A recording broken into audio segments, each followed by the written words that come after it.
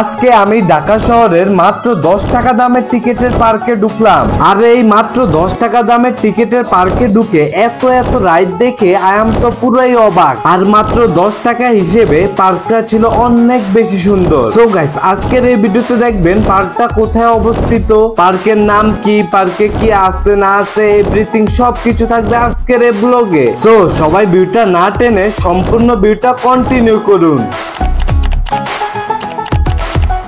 Hello guys, আসসালামু আলাইকুম। সবাই কেমন আছেন? আশা করি সবাই ভালো আছেন। আলহামদুলিল্লাহ, আপনার দয়া আমিও ভালো আছি। গাইজ, আজকে আমি চলে আসছি ঢাকার ব্যস্ততম শহর গুলিস্তানের শহীদ মতিউর পার্কে।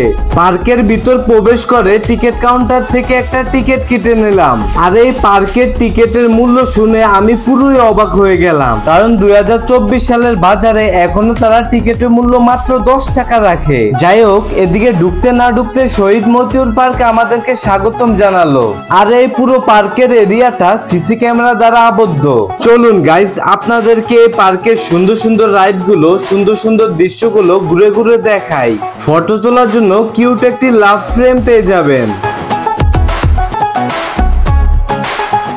এছাড়াও এই জায়গায় বেশ বড় বড় অনেকগুলো বট গাছও আছে।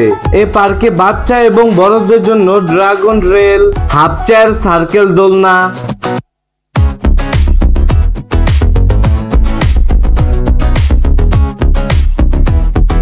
সবচেয়ে মানুষের কাছে জনপ্রিয় রাইড নৌকার দোলনা। তাছাড়াও এই পার্কে বাচ্চাদের জন্য বেশ অনেকগুলো রাইড পেয়ে যাবেন।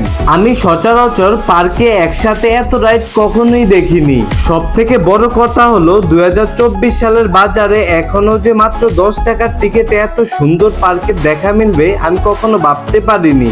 এটা সত্যি আমাদের জন্য অনেক গর্বের একটা বিষয়। আর গাইস, আমি সকালবেলা আসাতে তেমন একটা পর্যটক দেখা যাচ্ছে না এই পার্কে। আর পার্কের কর্তৃপক্ষদের সাথে কথা বলে জানতে পারলাম এই পার্কে নাকি বিকালবেলা বেশ ভালো পরিমাণ মানুষ আসে ঘুরতে। যাই হোক, এছাড়াও আপনারা এই পার্কে স্ট্রিট ফুডের ক্যান্টিনও পেয়ে যাবেন। দেখতে দেখতে চলে আসলাম ভূতের বাড়িতে।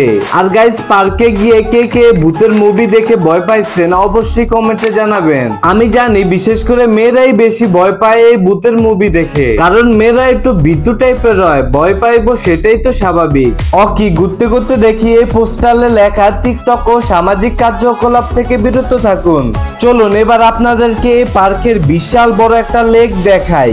আর এই লেকের ভিতরে প্যাডেল চালিত এবং ইঞ্জিন চালিত স্পিড বোটও আছে। আর গাইস, আমার সব থেকে দুঃখের বিষয় হলো আমি এই জায়গায় এসে কোনো ধরনের রাইডই চড়তে পারলাম না। বেসিক্যালি রাইড গুলো বিকেল বেলায় চালু হয়।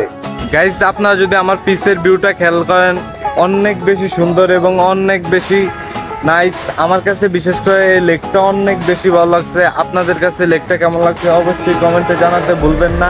লেকটা আসলে খুবই সুন্দর। আর হালকা হালকা বৃষ্টি পড়ছে আর এর ভিতর রৌদ্র উঠছে। সো গাইস, আজকে এখানেই বিদায় নিতে হচ্ছে। দেখা হবে কোনো নেক্সট ভিডিওতে। সে পর্যন্ত ভালো থাকবেন, সুস্থ থাকবেন। আল্লাহ হাফেজ।